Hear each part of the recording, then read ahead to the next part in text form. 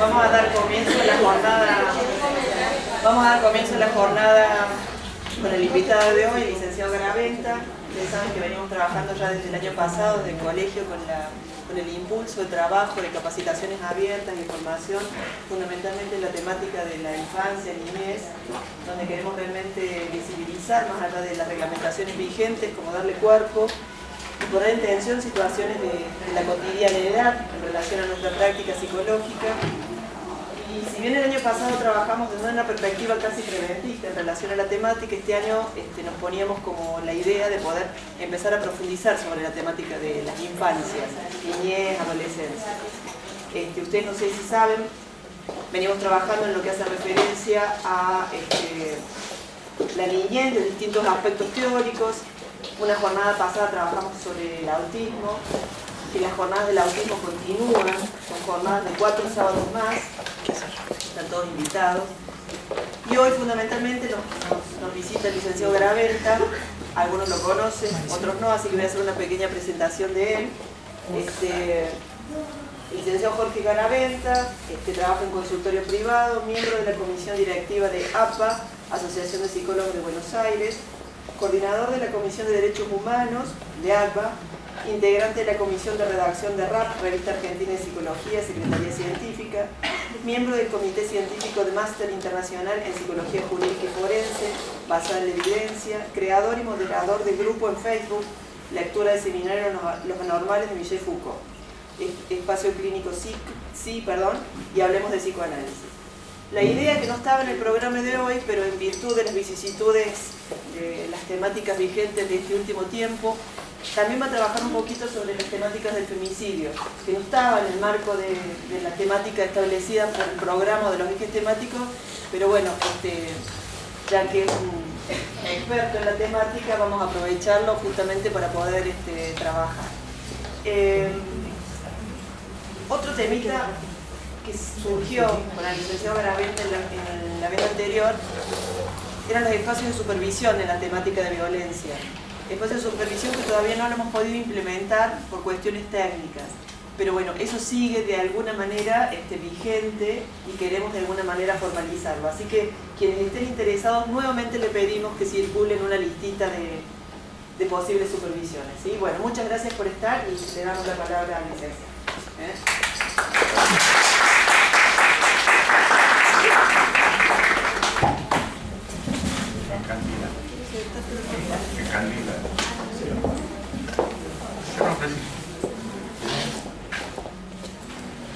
Bueno, buenos días, gracias por venir, es un gusto tenerlos por aquí y para mí es un placer esta tercera visita al colegio. En realidad lo que vine viendo en las últimas semanas es que nos planteamos un temario bastante ambicioso, que me parece que va a ser bastante difícil de abarcar en su plenitud, por lo menos profundamente, ¿no? El temario que nos habíamos planteado para hoy, pero vamos a tratar de avanzar en lo que se pueda. Recién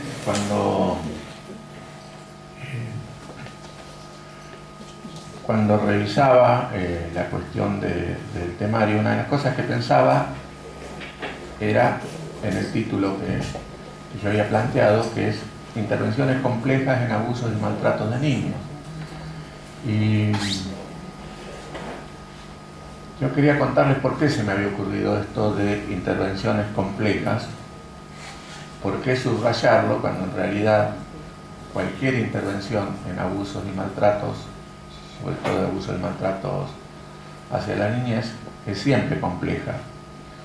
Lo que pasa que en esta ocasión nos estamos planteando abordar algunos temas que en algunos casos nos produce algún tipo de ruido ideológico, para decirlo de alguna manera, ¿no? Me parece que el paradigma de esto que hace ruido es cuando tenemos que intervenir en situaciones como por ejemplo cuando un juez ordena una revinculación entre un niño que supuestamente ha sido abusado y su supuesto abusador. Entonces esa es una intervención compleja que implica tener muy claro cada uno de los pasos que uno va a dar, si los va a dar y por qué, ¿no? Y sobre todo se hace compleja la intervención cuando se produce este desfasaje entre nuestra convicción a partir del trabajo con el niño de que este niño ha sido abusado y la decisión de la justicia de revincular porque no ha logrado juntar la cantidad de pruebas necesarias como para imputar en algunos casos o condenar en otros casos al abusador. Estas son algunas de las intervenciones complejas, no es la única, ¿no? Creo que esta es la más paradigmática porque es a la que más le tememos, pero no es menos problemática la intervención con familias golpeadoras, ¿sí? Porque si bien en algunos casos nosotros podemos llegar a la conclusión de que existe un sistema familiar violento, lo cual implicaría, insisto, en algunos casos, que podrían estar involucrados todos los miembros de esa familia, bien se sabe que cuando hablamos de niños, la responsabilidad es muy otra, ¿sí? En todo caso, así se trata de un sistema familiar violento, estamos hablando de responsabilidades adultas. Entonces, ese es otro tipo de intervención difícil o compleja. También son difíciles las intervenciones cuando se trata de agresores sexuales menores, es decir, cuando hay un niño que abusa de otro niño. Ahí es donde se nos pegan los cables y a veces se nos va al diablo todo lo que veníamos pensando, trabajando hasta ese momento, ¿no? Y la temática del acoso escolar o bullying no es un tema menor ni ajeno, porque en realidad estamos hablando de hostigadores y de hostigados, estamos hablando de niños de un lado y del otro. Y en el tema del bullying también nos confrontamos con una cuestión que a nosotros nos hace bastante ruido, que es la cuestión de la sanción, ¿sí? A veces, como se suele confundir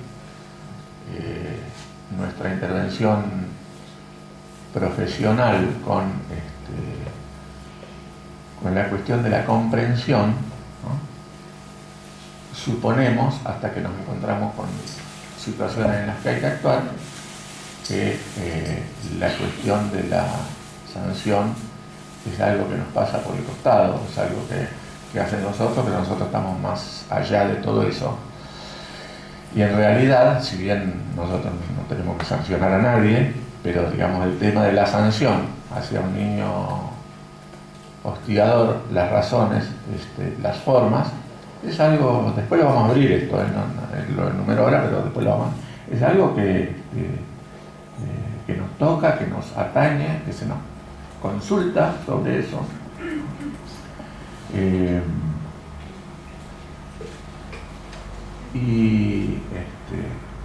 Y queda siempre ahí dando vueltas el tema de los límites.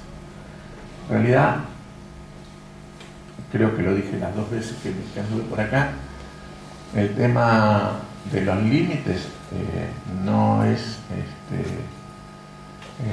un tema que pueda desarrollarse profundamente si uno no parte de cuestionar el concepto. ¿Sí? En ese sentido, yo les aconsejo leer el último libro que se publicó de Sylvia Bleishman, que se publicó después que ella falleció. Sylvia Bleishman, por los que no la conocen, es una psicoanalista, era una psicoanalista argentina que tuvo un desarrollo muy importante en temas de psicoanálisis y de niñez. Y si bien yo lo decía medio a lo bruto, porque yo lo que siempre planteé fue que para mí el nombre de los límites se habían cometido los más terribles abusos y maltratos contra la niñez. Silvia lo dijo mucho más científicamente y de una manera que creo que se la pudo escuchar bastante, porque lo que ella plantea es que en realidad, más que límites, lo que hay que plantearse es la construcción de nuevas legalidades con los niños. ¿No? Esta cuestión de la construcción de nuevas legalidades implica la participación del niño desde sus posibilidades, desde su desarrollo, desde sus formas, en la construcción de esa legalidad, ¿no? El tema de limitar a alguien suena como una cuestión fija, como una cuestión autoritaria, como una cuestión que establece un más acá y un más allá inamovible, y en realidad, si uno lo piensa desde el lado de ir bordeando la existencia, estamos hablando de otras cuestiones. Ir tejiendo un borde no es lo mismo que establecer un límite. Después lo abrimos, supongo, yo voy diciendo después lo abrimos, espero que salvando las distancias no me pase como cuando Freud escribía los libros y decía, bueno, este tema después lo vamos a retomar, y uno se lee todas las obras completas y hay temas que nunca jamás lo retomó. Está bien que él en realidad planteó que para todas las cosas que él quería decir la vida le había quedado corta. Bueno, y entonces planteaba eso, que cuando hablamos de intervenciones complejas, hablamos de intervenciones que van como más allá de lo cotidiano y nos sacuden incluso en nuestras convicciones.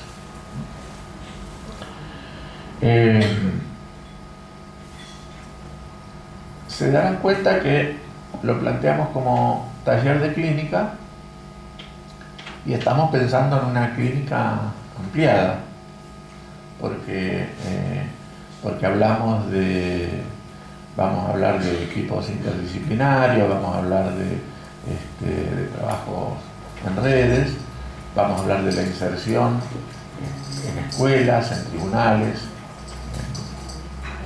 en distintos ámbitos donde se desarrolla la actividad del psicólogo y donde es imprescindible de cualquier manera tener una mirada clínica. La mirada clínica es inevitable, la mirada clínica se adquiere, es una cuestión de formación, es una cuestión de poder dedicarle todo el tiempo que sea necesario a leer, a estudiar. Es la convicción de que necesitamos volver lo más que se pueda a los libros, entender que Internet es una herramienta fundamental pero es una herramienta que les juro que no es nostálgico lo que les estoy diciendo, porque yo trabajo muchísimo en internet, pero es importante esta cuestión de que se vuelva a los libros. Recorrer una librería abriendo y consultando un poco los libros antes de comprarlos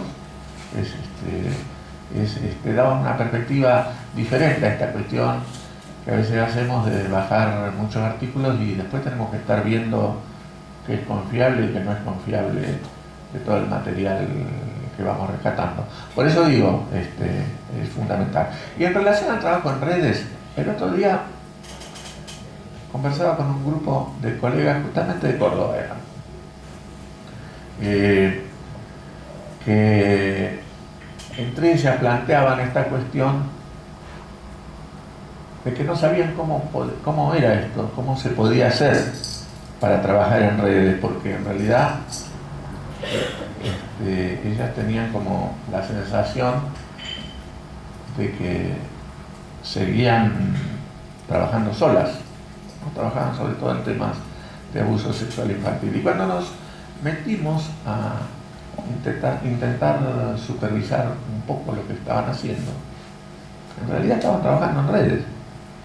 Estaban trabajando porque primero estaban supervisando conmigo, estaban en contacto y trabajando con los abogados de los niños que atendían, con los docentes y con las psicopedagogas de la escuela, con la trabajadora social del juzgado. Es decir, había una red que estaba conformada, pero lo que no había era una conciencia de red, no había una conciencia de trabajo integrado, ¿no? Y esto es fundamental, porque en la medida que uno toma conciencia de que ir armando redes es eso, ir trabajando con todos los inmediatos con los que se pueda trabajar, y además ir conectándose con los que están trabajando en la misma temática, en un momento uno se da cuenta que efectivamente ha logrado armar una red de trabajo. Y eso sí, que no es lo mismo trabajar en la soledad que tener la conciencia de que hay un respaldo, que a veces es catártico y otras veces tiene que ver con poder intercambiar formas de intervención, formas adecuadas de intervención. Cuando se trabaja desde la clínica, pero además se trabaja en equipos interdisciplinarios, también es importante entender que ese equipo forzosamente va a tener liderazgos, que esos liderazgos son móviles y que tienen que ver, por ejemplo, en situaciones de judicialización, que tienen que ver con el momento de esa judicialización. Entonces, en algunos momentos este equipo va a estar liderado por el psicólogo, en otros momentos va a estar liderado por gente de la escuela, en otro momento tal vez por el fiscal o por el abogado querellante, depende de lo que se esté trabajando, ¿no? Esto también es importante tenerlo en cuenta, porque trabajar en equipos ayuda muchísimo a resolver cuestiones y enseña esto de ir tomando decisiones con otros y delegando un poco del narcisismo. Bueno, vamos a hablar un poquito de este tema del femicidio. En realidad, hace varios años que empecé a trabajar con esta temática. Empecé a trabajar con violencia contra las mujeres, en realidad. Y lo que planteo es que el femicidio es la etapa superior de la violencia contra las mujeres, que no es un hecho aislado y ni siquiera se da por generación espontánea, sino que estamos hablando de un proceso que se ha ido desarrollando, generalmente con testigos, desde las primeras etapas de la pareja. En ese sentido, los psicólogos tenemos bastante que revisar en relación a este tipo de problemáticas, porque a veces se nos pasan algunos signos de violencia hacia la mujer que son como alarmas muy evidentes y que por algunas cuestiones del amor romántico pasan de largo. En una supervisión hace unas semanas, una colega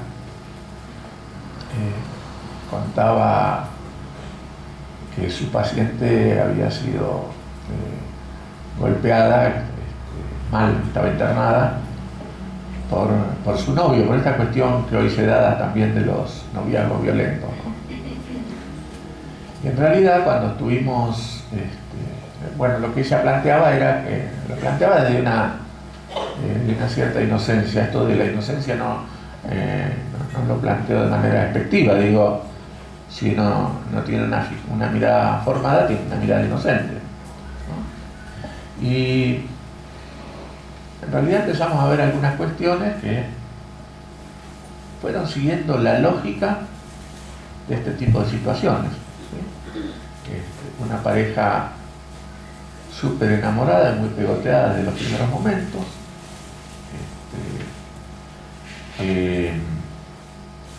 en no mucho tiempo aquello que tanto enamoró al muchacho empezó a ser cuestionado, como la forma de vestir, la salida, las amistades, ¿no? Donde empezaron a aparecer los celos y en contrapartida las concesiones a cada uno de los cuestionamientos que se iba haciendo, concesiones por amor, ¿no?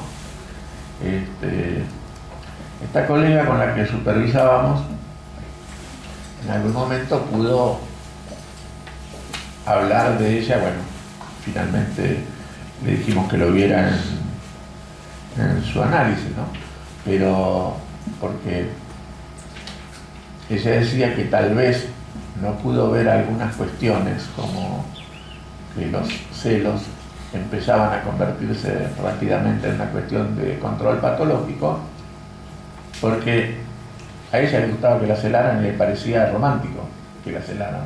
Es más, le costaba entender que si alguien amaba a otro no lo celara, ¿no? Bueno, esto es muy difícil de señalar, porque en realidad tampoco podemos convertirnos en cazadores de celotípicos, en el sentido de que cada vez que aparezca una escena de celos en nuestro consultorio, empecemos a ver el fantasma del femicidio. Pero lo cierto es que son situaciones con las que por lo menos tenemos que estar atentos para señalar cuando sea necesario, ¿sí? Si nosotros estamos atentos, seguramente vamos a poder ver cómo el control va avanzando hacia la parálisis casi total de la víctima, que finalmente termina no haciendo nada. En realidad, lo que nosotros, la posibilidad de intervención que nosotros podemos hacer es la de ir señalando estas cosas para cuestionarlas, sobre todo para generar pensamiento, conciencia, no para adoctrinar, ojo, sino para lo que se trata en nuestro trabajo, ¿no? De un cuestionamiento que genere posibilidades de dar vuelta con la palabra alrededor de ese tema y que eso se traduzca en modificaciones de conducta desde afuera, ¿no? Hoy, con los temas de violencia, necesitamos estar muy atentos porque estamos frente a lo que Ana Fernández llama la barbarización de los vínculos. Digamos, no hay nada nuevo en violencias, pero sí hay nuevas formas de ejecutar esas violencias. Lo vemos no sé, en algunas peleas adolescentes, por ejemplo, que antes terminaban en un par de piñas a la salida del boliche y hoy se convierten en peleas salvajes donde se trata de eliminar al otro. La barbarización de los vínculos implica la cuestión de una pérdida absoluta de empatía hacia el otro. ¿Sí? Una cuestión no solo de no percibir el sufrimiento del otro, sino que en algunos momentos, en algunas cuestiones, cuando esto desemboca hacia formas de psicopatía, estamos hablando hasta de un disfrute por el sufrimiento del otro, ¿no? No quiere decir esto que estemos siempre ante psicópatas, pero sí estamos ante conductas psicopáticas aún de sujetos neuróticos desbordados. Esto es importante tenerlo en cuenta, porque a veces nosotros inocentizamos demasiado a las neurosis y las neurosis suelen desembocar en este tipo de desbordes. Supongo que más o menos todos tienen claro de qué se trata el femicidio. El femicidio no es cualquier asesinato, no es cualquier asesinato de una mujer. Digo que más o menos todos lo saben porque como los medios han insistido tanto en estos últimos días y se ha hablado tanto de gracias a esta movilización ha habido una súbita toma de conciencia de parte de la población. Yo creo que no es tan así. Nosotros como trabajadores de la salud tenemos que tenerlo clarísimo esto. Es decir, lo que se produjo en la sociedad es una súbita toma de conciencia acerca de los femicidios, pero no ha hecho, creo yo, esto está en discusión, pero no ha hecho, creo yo, la sociedad en su conjunto el vínculo entre violencia contra la mujer y femicidio. Me parece que esto es lo que ha permitido que sujetos que nosotros los vemos a diario promover distintas formas de violencia contra la mujer, de cualquier manera adhirieron, y yo creo que la mayoría adhirieron honestamente, más allá de los que se colgaron políticamente, que es toda otra cuestión, ¿no? Pero creo que muchos individuos machistas, misóginos, etcétera, adhirieron a esta convocatoria, pero adhirieron desde ahí, desde que se escandalizaron con el femicidio, pero no hicieron la unión. Esta cuestión de que el femicidio es el último paso de aquello que empezó con una descalificación, con la cosificación, con los celos, con el maltrato, con el control, etc. No hay una conciencia continua. Y esto es importante tenerlo claro, porque también nos va a pasar en el consultorio todo el tiempo que vamos a ver que hay una clara conciencia de que yo escuchaba el otro día a Macri, por ejemplo. Macri decía, pero ¿quién no va a estar en contra de los femicidios? Claro, estar en contra de los femicidios es fácil, lo que no es fácil es estar claramente con conciencia y convencido de verdad de que hay que combatir la violencia contra la mujer. Me parece que también principalmente hace una conexión con la cuestión del patriarcado y demás, y las cuestiones naturalizadas las siguen teniendo naturalizadas. Exacto. Sí. Sí, no hacen esa conexión, van sin escala al femicidio. Sí, sí, totalmente. La otra cuestión es, el femicidio básicamente es cuando se asesina a una mujer por su condición de mujer. Esto le podemos dar muchas vueltas, podemos dar ejemplos de distintas formas, pero en realidad la esencia es esa, ¿sí? Cuando la mujer se plantea la autonomía afectiva, la autonomía sexual, la autonomía amical en relación a amigos, ¿no? La autonomía económica, etcétera, es cuando se producen este tipo de reacciones violentas que terminan en el femicidio. Y hay que tener en cuenta, porque en realidad se ha pedido agravamiento de las penas, se ha pedido se ha pedido incluso que haya reclusión perpetua con el accesorio de reclusión indefinida, creo que se llama, que es cuando no deberían poder salir de la cárcel.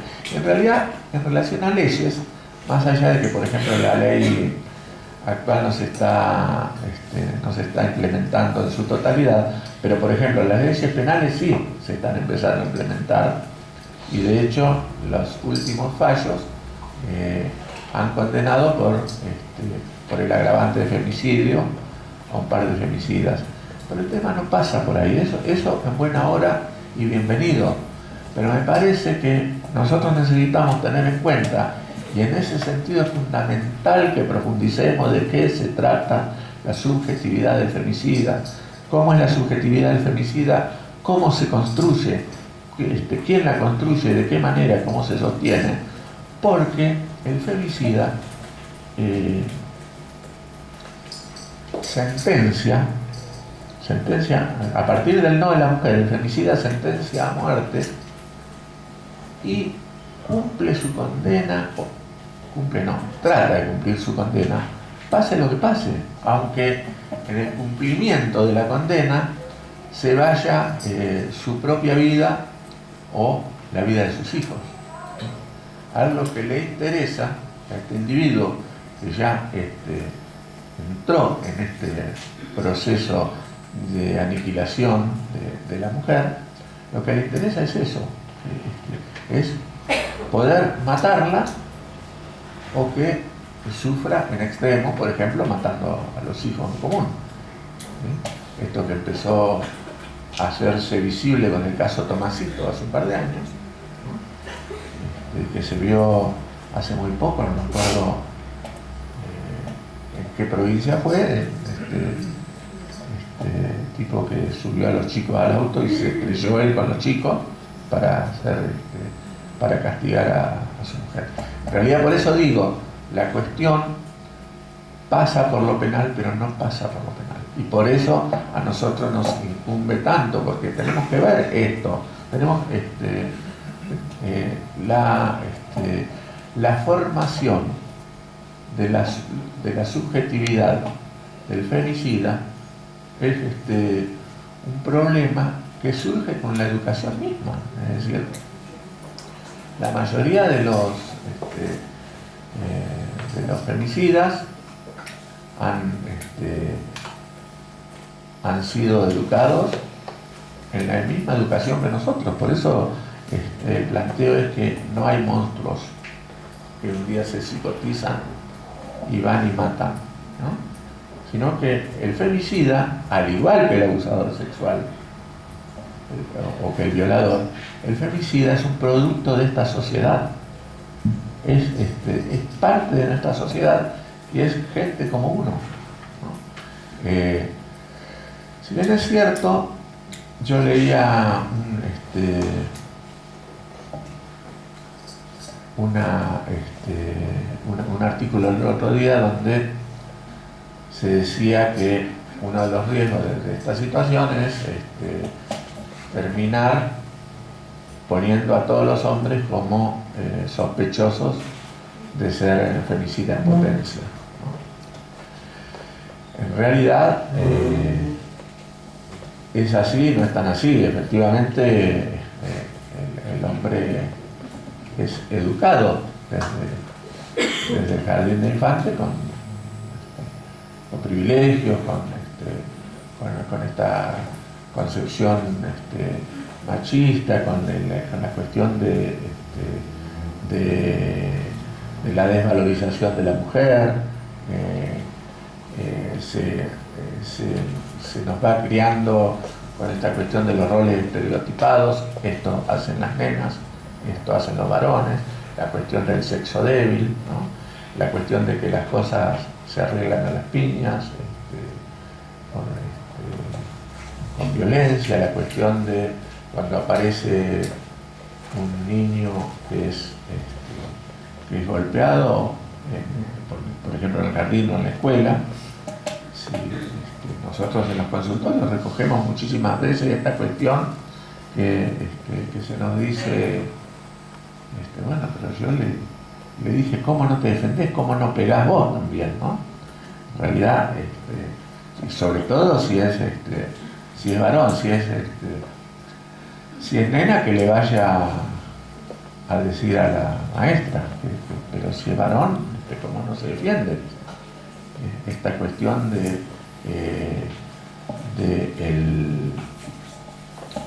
del revuelo que puede causar en una familia, ir viendo que un niño no va creciendo con todos los atributos que naturalmente, ¿cómo? Claro, con todos los atributos del macho. Sí, sí. Esto produce mucho movimiento en la familia. Y ante este tipo de cosas hay que estar atentos. Y antes de seguir, quiero aclarar una cuestión. Cuando hablamos de temas de violencias y de abusos, empecemos a olvidarnos del concepto de tolerancia, que está tan en boga, está tan mal utilizado, y a veces no sabemos lo que estamos diciendo cuando decimos tolerancia. Pero es importante reemplazar el concepto de tolerancia por el concepto de aceptación del otro o de la otra. Porque la tolerancia implica, yo te tolero, aunque seas así como sos, ¿no? Qué sé yo, sos gay, sos lesbiano, sos lo que seas, yo te tolero, quédate tranquilo. Pero te tolero, no te acepto. ¿Sí? Sos distinto, sos distinta, el normal soy yo. La aceptación de la diferencia es un concepto absolutamente más empático, además de más simpático, ¿no? Más empático. Supongo que va quedando en claro que todas estas cosas que estamos planteando son cosas que aparecen en la labor cotidiana, en los consultorios, con el agravante de que, por lo menos hasta el año pasado, no sé ahora, la facultad no forma en estas temáticas. Es decir, la facultad enseña 4 o 5 ejes básicos de intervención cuando los enseña, y el resto son las cosas con las que nos vamos encontrando cuando estamos trabajando con los pacientes, o en la escuela, o en los tribunales, o en lo laboral, en el ámbito que cada uno elija. Pero básicamente hay otra cuestión que tiene que ver fundamentalmente con las intervenciones, sean intervenciones comunes y corrientes o sean intervenciones complejas.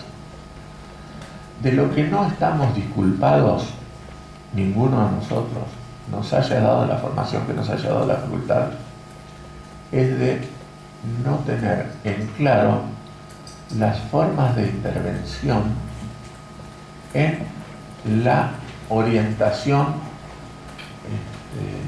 que hayamos elegido. Ya sea que elegimos ser psicoanalistas, sistémicos, cognitivistas, psicodramatistas, etcétera, cualquiera sea la orientación que hemos elegido. Si elegimos una orientación, estamos éticamente obligados a profundizar en esa orientación, porque en realidad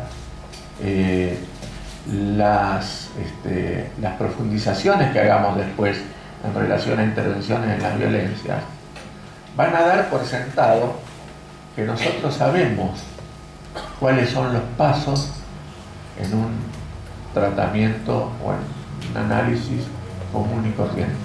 Es decir, sabemos que hay que empezar con una entrevista libre, sabemos cuáles son los pasos de esas entrevistas, sabemos en qué momento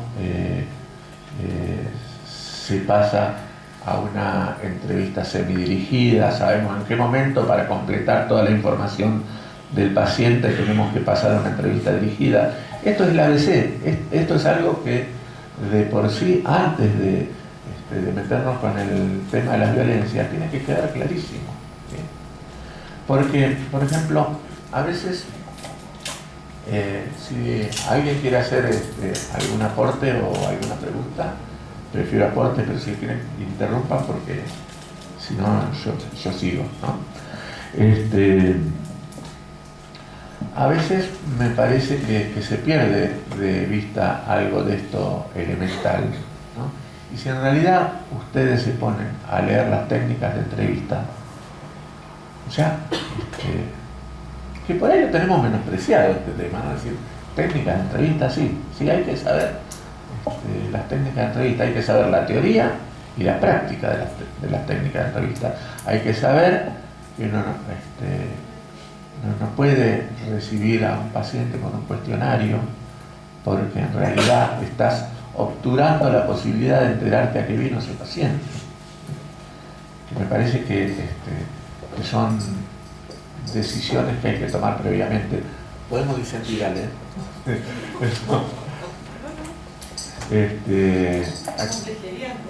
No anamnesis, sino una entrevista. Claro. La cuestión de... porque ocurre lo siguiente: si nosotros establecemos una anamnesis de entrada, en realidad dirigimos la posibilidad de esa entrevista hacia el lugar que nosotros previamente, y aún sin conocer demasiado la problemática, decidimos que tenía que ir. Y capaz que la paciente viene con otra cuestión, o por lo menos con otra orientación. Entonces es fundamental, porque después uno va como acotando un poco las cosas, ¿no? Pero en principio es fundamental poder decir que lo trae por acá, que te trae por acá, y sentarse a escuchar un cacho. Si nosotros sacamos la anamnesis de entrada, o ponemos, mejor dicho, si ponemos los test de entrada, en realidad cerramos mucho la posibilidad de hacer un recorrido diferente.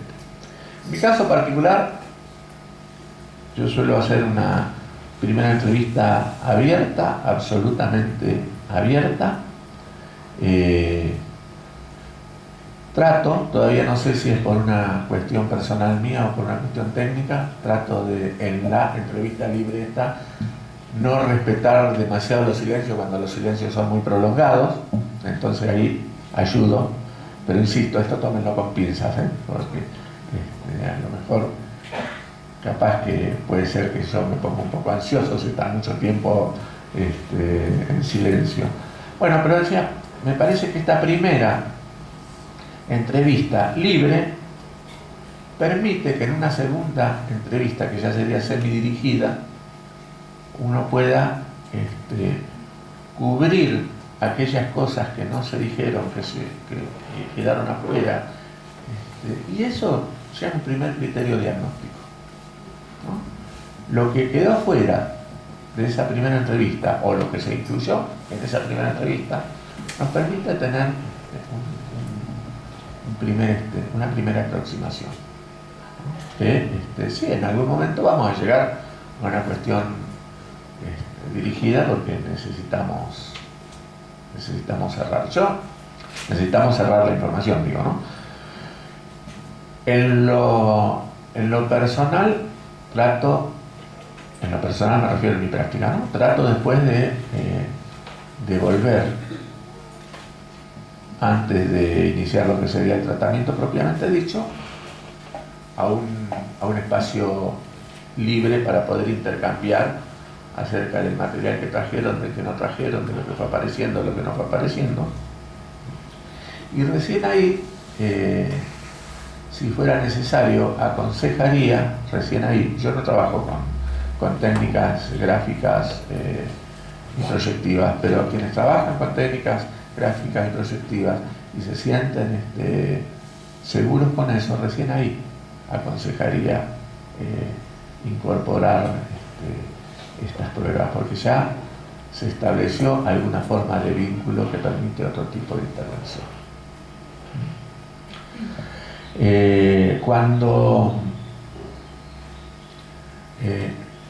Obviamente uno dice, bueno, porque hace un ratito hablábamos de femicidio y uno dice, bueno, pero ¿qué va a llegar al consultorio?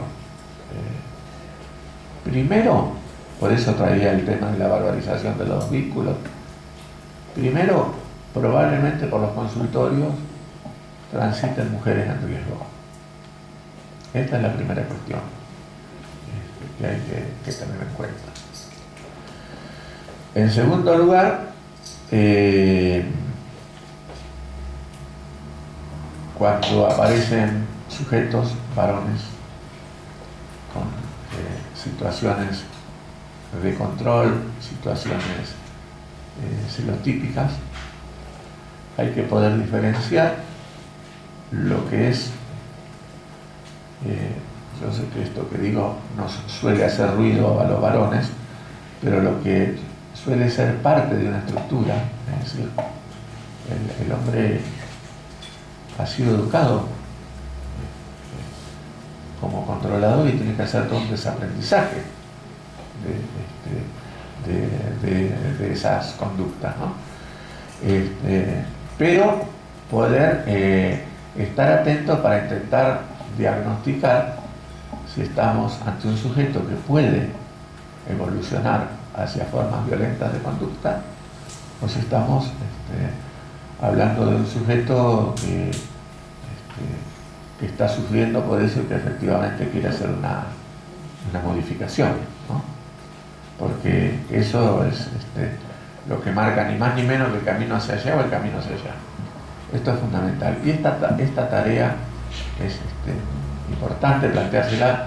Por eso digo, uno señala estas cuestiones, pero esto no quiere decir que hay que ver un femicida o una víctima de femicidio, cada una de estas manifestaciones, sino poder hacer un diagnóstico fino.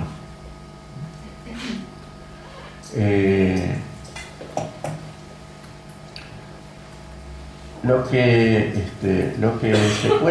hay que abordar, lo que hay que tener es claro cuáles son las características básicas del femicidio, cuáles son las formas, cómo se fue dando. Esto hay mucho artículo dando vueltas por ahí.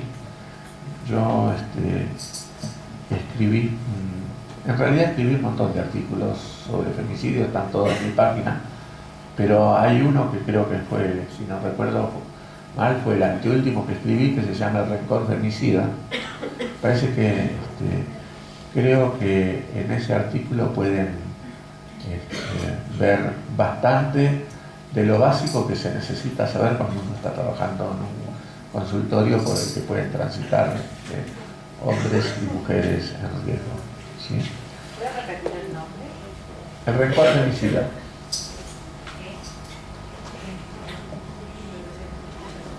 ¿Eh? El rencor femicida.